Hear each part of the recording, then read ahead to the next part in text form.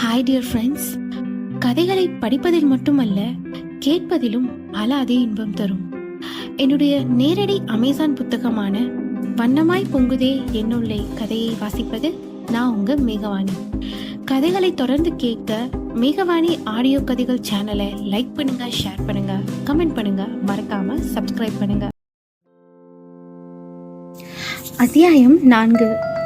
பொன்மாலை பொழுதின் பொன்னிற வண்ணம் போல பெண்ணின் கண்ணக்கதப்புகளும் பூசிக்கொண்டதோ சிவப்பு ரேகைகளை. கேபிலிருந்து இறங்கிய அதிதியின் நெற்றியில் வியர்வை பூக்கள். மாலை வரையிலும் வீட்டிலிருந்து கிளம்ப இயலாமல் தவித்தவளை காப்பாற்றும் வண்ணம் பள்ளியிலிருந்து வந்தான் ஸ்ரீவர்ஷன். உன் டிராயிங்க கொடுத்துட்டியாக்கா? ஆர்வம் பொங்க அவன் வினவ அதிதி உதட்டை பிதுக்கி இனவலமாக தலையாட்டினாள். ஏங்கா? சிறிதான அதிர்ச்சி அவனிடம். அதிதி விவரத்தை கூறியதும், அட என்னக்கா நீ, ஒரு கேப் பிடிச்சி போயிட்டு வந்திருக்கலாம்ல, பக்கத்து வீட்டு அக்கா கிட்ட சொன்னா கூட கேப் புக் பண்ணி கொடுத்துருப்பாங்க என்றதில், என் கையில பணமே இல்லையே அவள் மெதுவாக கூறினாள். என்னது, பணம் இல்லையா? உனக்கு கொடுத்த காசெல்லாம் எங்கக்கா? ஸ்ரீவர்ஷன் வாயில் கை வைத்து கேட்க, அது அப்பா கிட்ட அப்பவே கொடுத்துட்ட வருஷோ. நான் எந்நேரமும் வீட்டில் தானே இருக்கேன், என்கிட்ட இருந்து என்ன செய்ய போகுது? இன்னைக்கு திலோ வரலன்னு தெரிஞ்சிருந்தா நான் காலையிலேயே அப்பா கிட்ட பணம் கேட்டிருப்பேன் என்றவளை ஆதங்கத்துடன் பார்த்தான். ஓ, அவசரத்துக்கு கூட பாக்கெட் மணி வச்சுக்க மாட்டியாக்கா? அம்மா கிட்டையாவது வாங்கியிருக்கலாம்ல என்று அங்கலாய்த்து விட்டு அவனே தாயின் அலைபேசி மூலம் வாடகை கார் பிடித்தான். அம்மா கிட்டேயும் பணம் இருக்காதுல வருஷு, ஏற்கனவே ரொம்ப லேட் ஆயிடுச்சு, இனிமே எப்படி போறது? கேமுக்கு பணம் வேணும்ல என அதிதி கேட்டதில், அதெல்லாம் நான் பாக்கெட் மணி வச்சிருக்கேன்கா என்றபடி அவன் 2 வருடங்களாக சேர்த்து வைத்த உண்டியலின் பூட்டை திறந்தான்.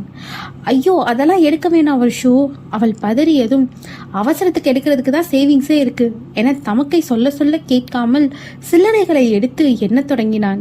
போகும்போது கேபில் சென்று விட்டு வரும்போது பேருந்தில் வந்துவிட இது சரியாக இருக்கும் என்று நினைத்தபடி தாயின் முறைப்பையும் கண்டு கொள்ளாமல் தமக்கையை அழைத்து கொண்டு சென்றான். அவளுக்குத்தான் சங்கடமாக இருந்தது. ஏ வருஷம் இப்படி பண்ற? முகம் வாடி கேட்டவளை சமன் செய்யும் விதமாக, உனக்கு பணம் வந்ததும் இந்த தடவை அப்பா கிட்ட கொடுக்காம உன் தம்பிக்கு பெரிய சைஸ் உண்டியல் வாங்கி கொடுத்திருக்கா என கேலி பேசினான். பல நிமிட பயணத்திற்கு பிறகே பிரணீத்தனின் அலுவலகத்திற்கு வந்து சேர்ந்தனர்.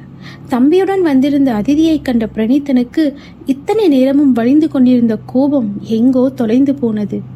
அதிலும் ஸ்ரீவர்ஷன் இன்னும் பள்ளி சீருடையை கூட மாற்றாமல் சில்லறைகளையும் 10 ரூபாய் தாள்களையும் எண்ணி ஓட்டுநரிடமும் கொஞ்சம் கொஞ்சமாக கொடுத்து கொண்டிருந்ததில் என்னவோ போல் ஆகிவிட்டது.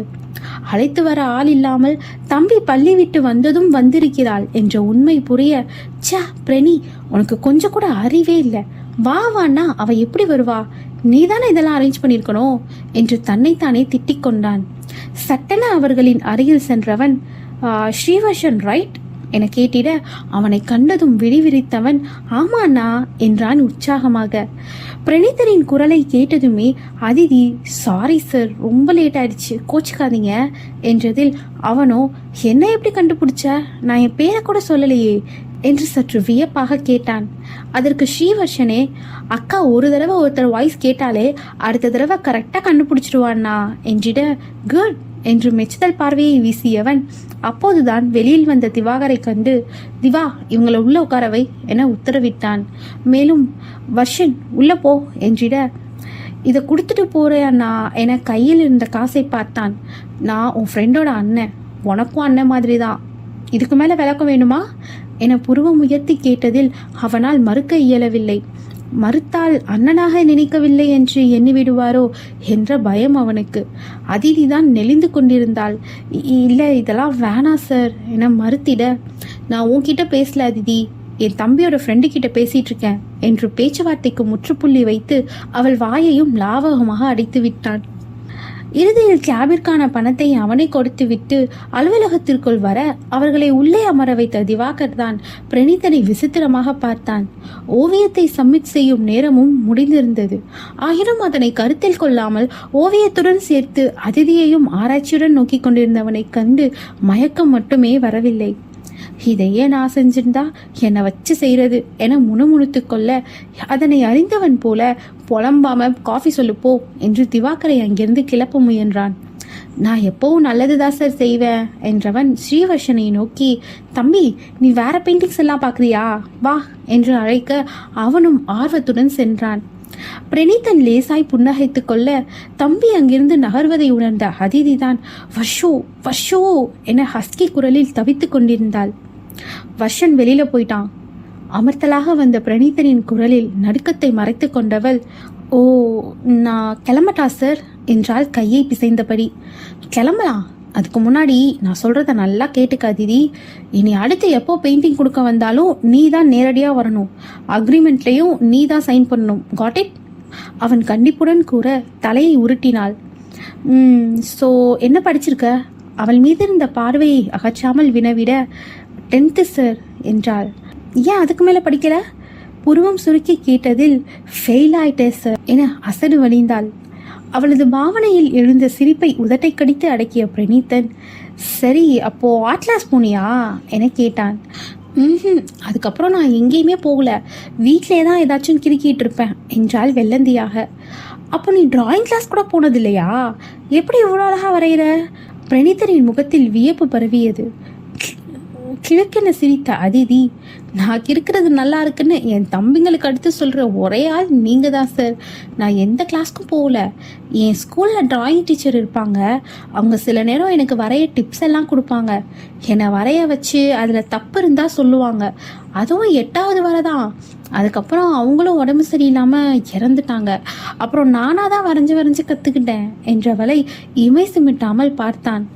இன்னும் கூட அவளது கரங்கள் அவளுக்கு முன்னால் விடப்பட்டிருந்த கூந்தலை வருடியபடிதான் இருந்தது. அதனை கண்டு அவனை மீறியும் சிறு ரசனை உருவல் பூத்திட பதிலேதும் வராமல் போனதில் அதிதிதான் குழம்பினாள்.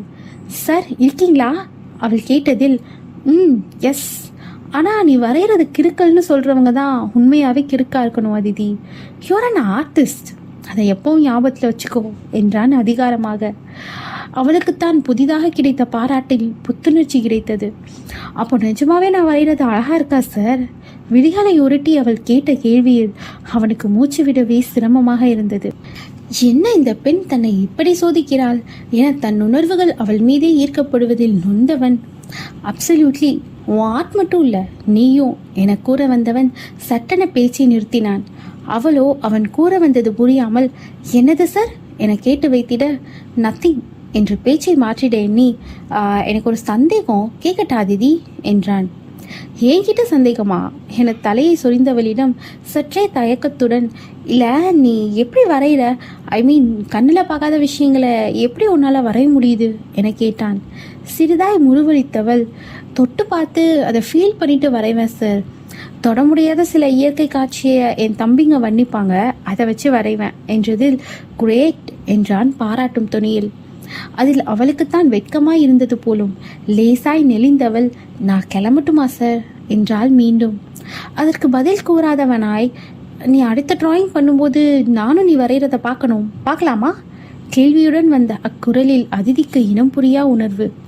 தன்னிச்சையாகவே தலையாட்டியவள், அதுக்கென்ன சார் கண்டிப்பா என்றால் வேகமாக. அவன் இதழோரம் குட்டி முறுவல் உருவாக, எப்போ இருந்து ஸ்டார்ட் பண்ணுவேன்னு சொல்லு அதிதி, ஐல் பி தேர் என கேட்டவனிடம், ஒரு 2 நாளில் சார், ஸ்டார்ட் பண்ணும்போது டெலிஃபோன்லேருந்து உங்களுக்கு ஃபோன் பண்ணுறேன் என்றாள். அவளது பெயரை கேட்டதும் மீண்டும் கோபம் தலைக்கேற, நீ யார் ஃபோன்லேருந்து கூப்பிட வேணாம், நானே 2 நாளில் வரேன் என எரிச்சலாக மொழிந்தான். இத்தனை நேரமும் அவனது குரலில் இருந்த இனிமை முற்றிலும் காணாமல் போயிருக்க அவள்தான் மிரண்டு விழித்தாள். அவனது கோபத்திற்கான காரணத்தை அவளும் கேட்கவில்லை, அவனும் சொல்லவில்லை. நான் கிளம்பட்டா சார் மீண்டும் மெல்லிய குரலில் அவள் கேட்டிட, கிளம்பு என்றவனின் துணியிலேயே சினம் அப்பட்டமாக தெரிந்ததில் பெண்ணவளின் வதனம் வாடியது. அவனோ பின்னந்தலையை கோதி எழுந்த சீரலை அடக்க முயற்சிக்க, சார் என்று மீண்டும் அழைத்தாள். என்ன? பல்லை கடித்து கேட்டவனிடம், எப்படி வெளியில போனோம் என்று தயக்கமாக கேட்க சட்டென மொத்த சினமும் வடிந்தது அவனுக்கு. வா என அவள் கையில் வைத்திருந்த ஸ்டிக்கை பற்றி கொண்டு நடந்தவனின் பின்னால் அவளும் சென்றாள். ஸ்ரீவர்ஷனும் ஓவியங்களை சுற்றி பார்த்துவிட்டு அங்கு வந்திருக்க பிரணீத்தன் நேராக அவர்களை தனது காருக்கு அழைத்து சென்றான். நான் ட்ராப் பண்ணுறேன் ஏறுங்க என்றதில் அதிதி ஐயோ சார் அதெல்லாம் வேணாம், நாங்கள் பஸ்ஸில் போய்க்கிறோம் என்று மறுக்க முயல அவனோ பதில் கூறாமல் கார் கதவை திறந்து விட்டு அவளது ஸ்டிக்கையும் பிடுங்கி உள்ளே போட்டான். கூடவே அவளது கையை பிடித்து உள்ளே அமர வைக்க முயல அவனது அருகாமையும் ஆடவன் பூசியிருந்த லோஷன் மனமும் அவளது நாசியை நிரப்பி சற்றே இதய துடிப்பை அதிகரித்தது. நானே ஏறிக்கிறேன், அதிதி கரத்தை இழுத்து கொண்டு கூற, கிரேட் ஏறு என்றவன் நமட்டு நகை புரிந்துவிட்டு அருகில் பேந்த பேந்த விழித்தபடி நின்றிருந்த ஸ்ரீவர்ஷனையும் கஞ்சாடையிலேயே அமரும்படி பணித்தான். பின் இருவரையும் வீட்டில் இறக்கிவிட்டவன் 2 நாள்ல மீட் பண்ணலாம் அதிதி, பை என்று விட்டு காரில் பறந்துவிட அவளுக்குத்தான் மழையடித்து ஓய்ந்தது போலொரு உணர்வு. மகளின் வரவிற்காக காத்திருந்த வேல்ராஜின் முகம் கோபத்தை தாங்கியிருந்தது. இது என்ன பழக்கம் அதி, பொழுது சாயும் போது வெளியில போறது என அதட்டியதில், இல்லப்பா அந்த டிராயிங் என கூற வந்திட அவர் எதையும் காதில் வாங்கவில்லை. இங்க பாரு அதிமா, ஏதோ உன் தம்பி சொன்னானே தான் நீ வரைஞ்சதை முதல் தடவை வெளியில கொடுக்க சரின்னு சொன்னேன். வெளி உலகம் நீ நினைக்கிற மாதிரி கிடையாது அதிமா. நீ சட்டுன்னு யாரா இருந்தாலும் நம்பிடுவ. உன்னை மற்றவங்களும் ஈஸியா ஏமாத்த முடியும். திலோ சொன்னா அந்த பையன் குணமே சரியில்லையாமே, இத்தோட விட்டுடாதி, நம்ம வேற கண்காட்சியில பணம் கொடுக்கலாம் என்று முடிவாய் உரைத்திட அவளுக்குத்தான் முகமே விழுந்து போனது. ஸ்ரீவர்ஷனோ அப்பா அந்த அண்ணா ரொம்ப நல்லவங்க என ஏதோ கூறும் முன், நீ முதல்ல உள்ள போவ ஷூ, இவளை தனியா வெளியில கூட்டிட்டு போற அளவுக்கு நீ பெரிய மனுஷன் ஆயிட்டியோ, இன்னொரு தடவை இந்த மாதிரி அதிக பிரசங்கத்தனம் பண்ணுன கண்ணம் பழுத்துடும் என்று மகனை அதட்டினார். அதிதி வேகமாக, தம்பியை கோச்சுக்காதீங்கப்பா, இனிமே இப்படி பண்ண மாட்டேன் என்று சோர்வுடன் கூறிவிட்டு மாடி அறைக்கு சென்று விட்டாள்.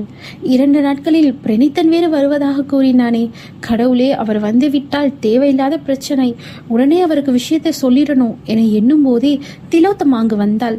என்ன திலோ, ஊருக்கு போனேன்னு சொன்ன, எப்ப வந்த? கண்ணை சுருக்கி அதிதி கேட்டதில், சாயங்காலம் தான் வந்தேன் அதி, இன்னைக்கு நான் இல்லாம உன்னால டிராயிங்கை கொடுக்க முடியலன்னு ரொம்ப வருத்தமா போச்சு. அவள் குரலில் இருந்த போலி கவலையை பாவம் அதிதி அறியவில்லை. நீ வருத்தப்படாத திலோ, வர்ஷுதான் என்னை கூட்டிட்டு போனா என்றவள் அங்கு நடந்ததை ஒன்று விடாமல் கூற திலோத்தமாவிற்கு சிறிது நேரம் பேச்சே எழவில்லை. நான் இல்லாம வெளியில போற அளவுக்கு இவளுக்கு தைரியம் வந்துருச்சா? என்கிட்ட முகம் கொடுத்து கூட பேசாதவன் இன்னைக்கு உட்கார வச்சு இவ்வளோ பேசினதும் இல்லாம டிராப் வேற பண்ணியிருக்கான் என்றே பிரணித்தனின் மீது தேவையற்ற கோபம் கொண்டாள். அதிதியோ அப்பாதான் ரொம்ப கோபப்பட்டாங்க. திலோ, உன்கிட்ட பிரணிதன் சார் நம்பர் இருந்தா ஃபோன் செஞ்சு கொடுவேன், நான் அவருக்கு நிலைமையை புரிய வச்சு இனிமே வரைஞ்சு தரலன்னு சொல்லிடுறேன். 2 நாள்ல வரேன்னு வேற சொல்லியிருந்தாரு, தேவையில்லாத அலைச்சல் ஆயிடும் பாவம் என்றிட, என்கிட்ட அவன் நம்பர்லாம் இல்லை, அவன் கூட ஒரு அல்லக்கை இருந்தானே திவாகர், அவன் தான் எந்த விஷயம்னாலும் கான்டாக்ட் பண்ணி சொல்லுவான் என்றால் அசட்டையாக. அப்போ அந்த அண்ணாக்கு ஃபோன் பண்ணி பிரணிதன் சார் நம்பர் கேட்கலாம், நேரடியாக அவர்கிட்ட சொன்னாதான் மரியாதையா இருக்கும் என்றதில் திலோத்தமா எரிச்சலை அடக்கி கொண்டு திவாகருக்கு அழைத்தாள். மணி அப்போதே இரவு 9 கடந்திருக்க உணவை முடித்துவிட்டு கட்டிலில் தொம்மன விழுந்தான் திவாகர். காலையிலேருந்து கேப் விடாம மனுஷனை வேலை வாங்குறாங்கப்பா என்ற புலம்பல் வேறு. அந்நேரம் திலோத்தமாவின் எண்ணை கண்டதும் சிறிது யோசனையுடனே போனை எடுத்தவன், சொல்லுங்க திலோத்தமா என்றிட, எனக்கு பிரணிதன் சார் நம்பர் வேணும் என்றால் எடுத்ததும், அட்டிங்க என மனதினுள் வருத்தவன், ஹலோ, அப்படியெல்லாம் அவன் நம்பரை கேட்டதும் கொடுக்க முடியாது, நீங்கள் எதுவாக இருந்தாலும் என்கிட்ட சொல்லுங்க, நான் சொல்லிக்கிறேன் என திட்டவட்டமாக கூறிட, அதிதி தான் என்கிட்ட கொடுத்திலோ என ஃபோனை கேட்டாள். எழுந்த கடுப்பை அடக்கியபடி ஃபோனை அதிதியிடம் கொடுத்ததில், ஹலோ சார், நான் அதிதி பேசுகிறேன், அவர்கிட்ட கொஞ்சம் பேசணும், அவர் நம்பர் கிடைக்குமா சார் என்றதும் எழுந்து அமர்ந்தவன், ஒரு 2 மினிட்ஸ் கட் பண்ணிட்டு கூப்பிடுவாமா என்றான். சரி சார், நான் வெயிட் பண்ணுறேன் என்றவள் ஃபோனை வைத்துவிட சரியாக 2 நிமிடத்தில் அவளை அழைத்தான். அதிதி சார் லைனில் தான் இருக்காங்க, நீங்கள் பேசுங்க என்றவன் ஃபோனை மியூட்டில் போட்டு தனியாக வைத்து விட்டான். இத்தனை நேரமும் விஷயத்தை சொல்ல வேண்டும் என்று துடித்தவளுக்கோ அவனது சொல்லு அதிதி என்ற குரலை கேட்டதுமே அனைத்தும் மறந்து போனது. இதுவரை யாருக்கும் ஃபோன் செய்து பேசியதாக நினைவு இல்லை. பள்ளி தோழிகளிடம் கூட சில நேரம் பேசியிருக்கிறாள், அதுவும் பிறந்த நாள் வாழ்த்துகளோடு முடிந்துவிடும். இப்போதோ நாக்கு தந்தி எடுக்க, ஹலோ சார் என்றால் தயக்கமாக. இருக்கே, சொல்லு, என்ன விஷயம்? உன்னை அவன் நம்பர்லேருந்து கால் பண்ணாதன்னு சொன்னேன்ல, சிறிய கண்டிப்புடன் அவன் கேட்க, அதிதியோ இதனை திலோ கேட்டால் வருத்தப்படுவாளே என்று பதறினாள். திலோத்தமாவிற்கோ ஏற்கனவே வயிறு எரிந்து கொண்டிருந்தது. நான் கேட்டப்ப தர முடியாதுன்னு சொல்லிட்டு இவளுக்கு மட்டும் கான்ஃபரன்ஸ் போட்டிருக்கா என்று எரிந்தாலும் அவளுக்கும் அலைபேசி என்னை தரவில்லை என்றது சிறு நிம்மதியை கொடுத்தது. உங்ககிட்ட அவசரமாக பேசணும், அதான் எப்படி பேசுறதுன்னு தெரியாம என்னை நிறுத்தியவள் தந்தை கோபப்பட்டதை மேலோட்டமாக கூறிவிட்டு, நீங்கள் வீட்டுக்கு வந்தால் தேவையில்லாத பிரச்சனை வரும் போல சார், நானும் இனிமேல் வரைஞ்சு தரல, ப்ளீஸ் புரிஞ்சுப்பிக்கன்னு நினைக்கிறேன் என்று கோரிக்கை விடுத்தாள். சில நொடி அமைதிக்கு பிறகு, புரிஞ்சுக்கிட்டேன், குட் நைட் என்று ஃபோனை பட்டென வைத்து விட்டான். அவளுக்குத்தான் மனம் அமைதியின்றி தவித்தது. கோச்சிக்கிட்டாரோ என தவித்தவளுக்கு அவன் கோபப்பட்டால் தனக்கு என்ன என்ற எண்ணம் கூட தோன்றவில்லை. தொடரும்.